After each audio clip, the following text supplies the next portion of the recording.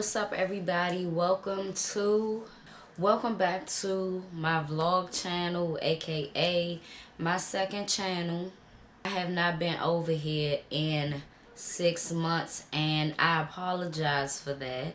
Seeing that my last video was 6 months ago, it really lit a fire up under my ass. So here I am, no shame at all, because we all go through life. We gotta handle one day at a time, and that's exactly what I've been doing.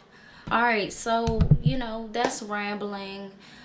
We are here for a new video, so thank you to all of the subscribers over here.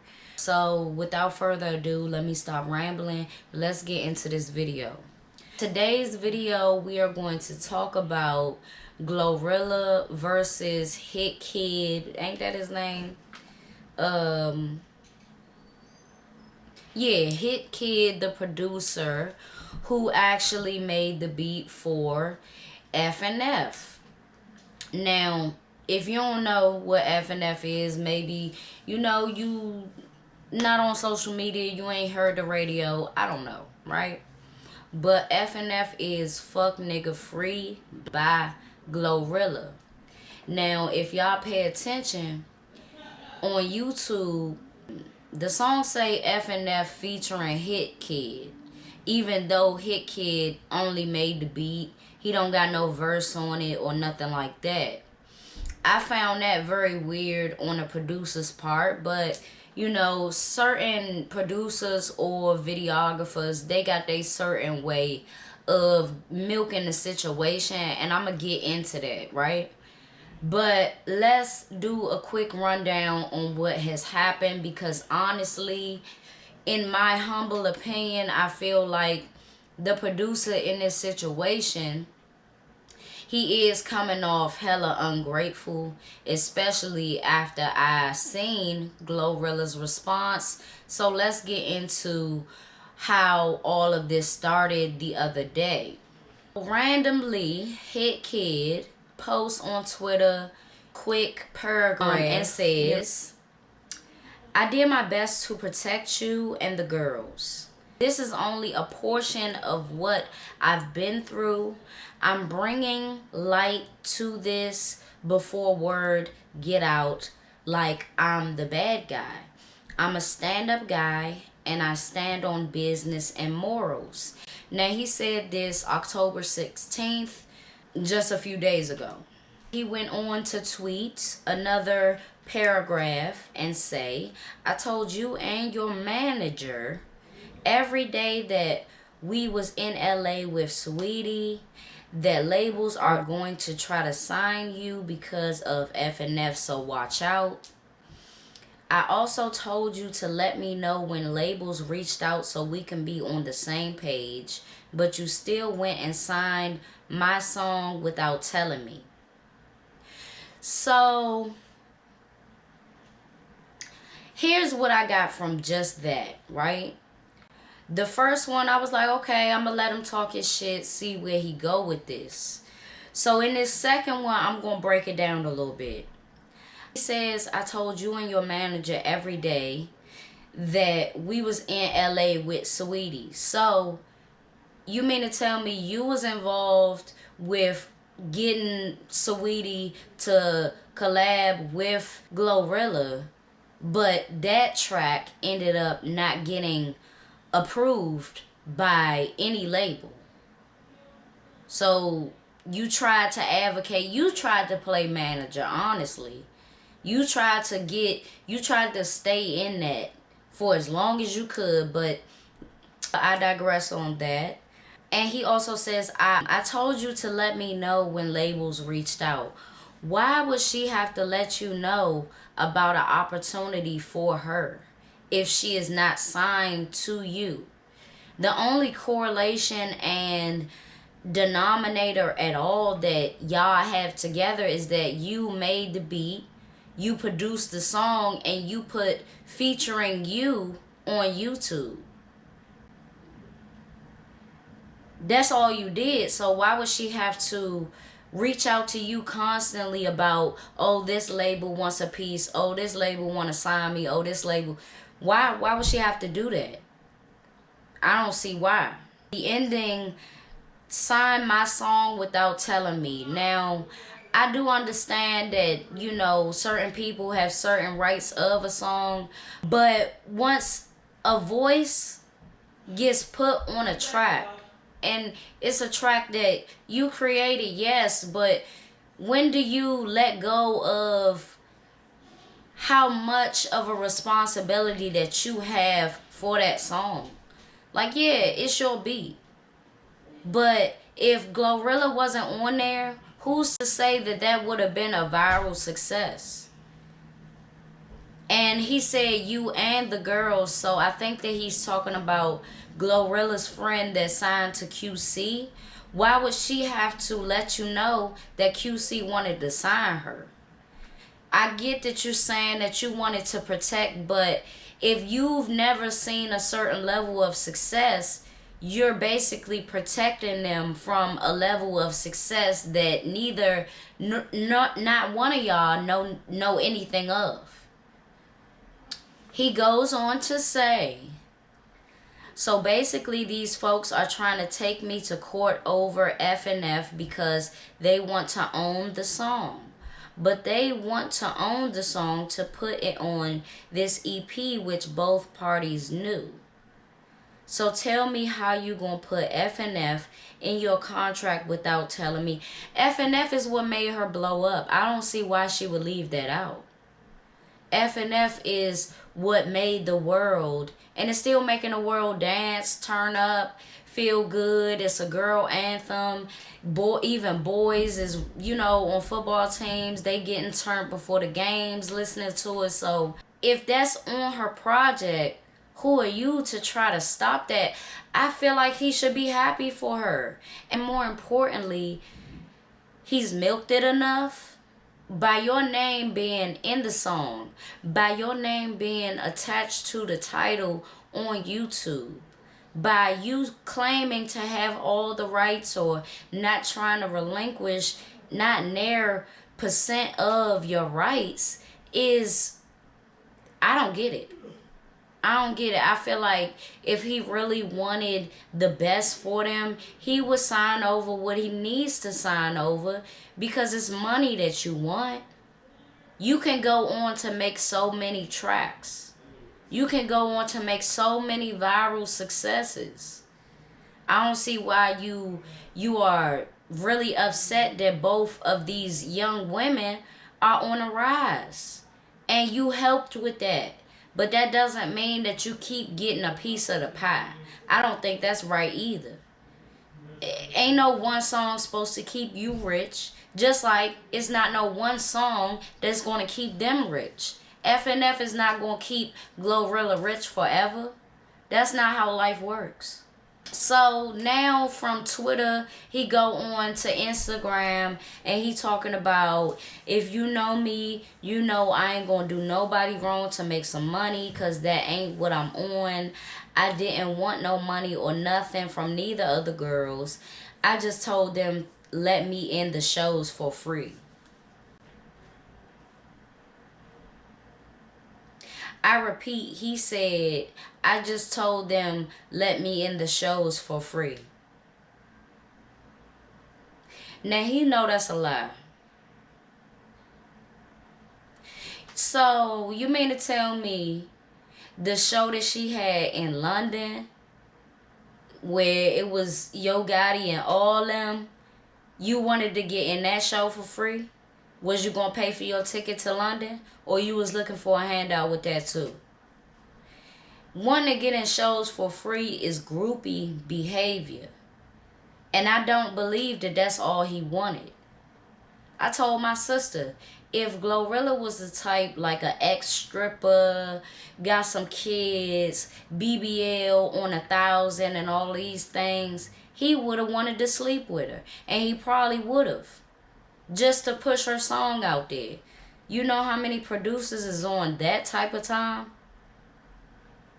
But nah, she didn't have that. She didn't have her teeth fixed. You could have really helped her with her teeth. I'm sure she would have broke you off for that. But no. You talking about getting in shows for free. But that's not what you started this whole rant about. You could have started with saying, they ain't let me in those shows for free. That's the problem. But nah, you added that after you jumped from Twitter to Instagram. So it just started to go all over the place for him. He had his opportunity to talk his shit. You know, it was a certain amount of hours before Glorilla even said anything. And he had time. And with what he did with it, he ended up fumbling over his words, saying this and saying that, and it still don't make sense.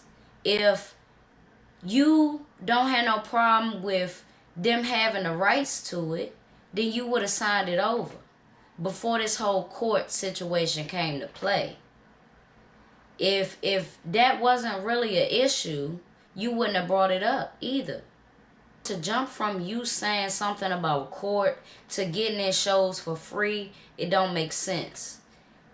Which one did you really want? Did you want to get in every show across state lines in this city and that state for free? Was you going to travel behind the tour bus? I'm confused.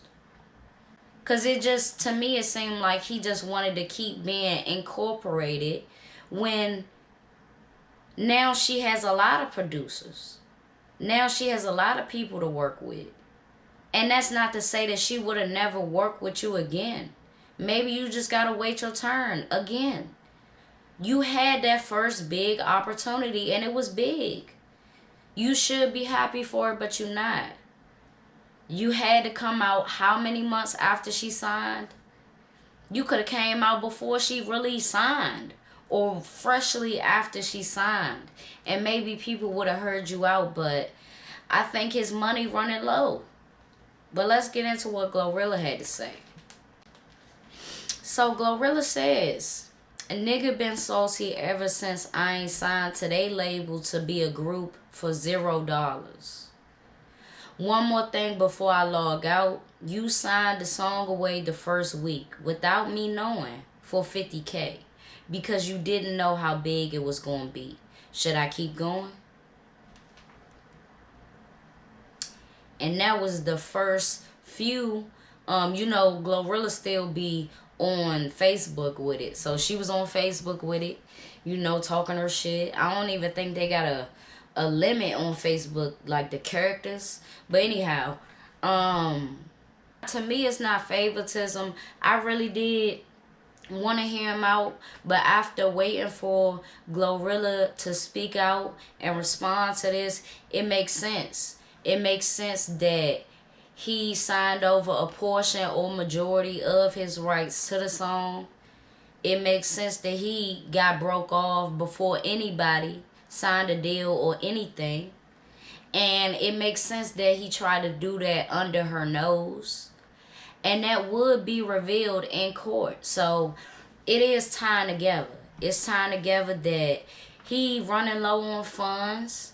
That's why you don't do shiesty things that you feel like people not smart enough to realize. That's why you don't do stuff that's backhanded when you say that you looking out and you supporting and that you really fucked with somebody. You don't do shiesty shit. The next Facebook status that Glorilla made says this. Nigga done made so much money from FNF and I haven't made not one red cent other than shows. But I'm still prospering because guess what?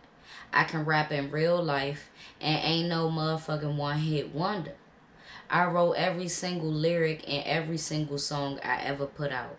And even after all this, I still got love for Hotkidd because we came up together even though he been going behind my back ever since the song Blue. But that's another story for another day. I just hate the fact that he had to bring the business to social media when I could have been came out about the snake shit he been doing to me. And honestly, I want people in the industry to stop taking advantage of, you know, folks from urban communities. Just because we ain't never had nothing don't mean that we don't know our worth. And the way that I look at it is, like I said, if anybody else was on that song, if anybody else would have made lyrics to that beat, it wouldn't have been the same. 9 times out of 10, it wouldn't have been a viral success. And that's facts. You know what I'm saying? Like, it's her voice, it's her lyrics that she laid down on that track that made it what it was and what it is, and made it as successful. If it wasn't her accent, if it wasn't the way that she is, the way that they was dancing, everything about her and her friends and how they really was having fun and genuine and hood, all that, like, it wouldn't have been what it was and what it is. So I think that he should be grateful that he even came in contact with somebody that, you know, was on a rise and blew up. He should think of himself as talented too. But don't cheat people and think that it's not going to be revealed. And it seems like when people go viral, it's always somebody from somewhere that knew them from the past, or that had some type of business with them that fell out. It's always those type of people that come out and think they have a right to speak out against them. And it's like, man, you could have made so much more money than you actually made off of that had you really stayed solid and not been a backstabber. You know? Like, it's not favoritism. I do like Glorilla. I appreciate and admire her talent, but at the same time, playing devil's advocate, the producer is very talented also, but he just gotta stop doing shiesty shit. Y'all come from the same place. This is like a repeated in history thing. Y'all come from the same place. Y'all go through the same struggles, but you know, sometime or another, you might get done dirty by those very people. So it's a commonality in urban communities. It's a commonality between women and men. It's a commonality between us and the black community as a whole. So I feel like if we do better business, we have long-lasting friendships and business partnerships. But until then, you know, it's going to always fall out like this. I hope that he moves forward and focuses on building other artists and building other songs to be as successful as FNF. So without further ado, this is Be For Real Vlogs, where I will be having consistent uploads. So yeah, it's your girl B Octavia, and I will see y'all in my next video.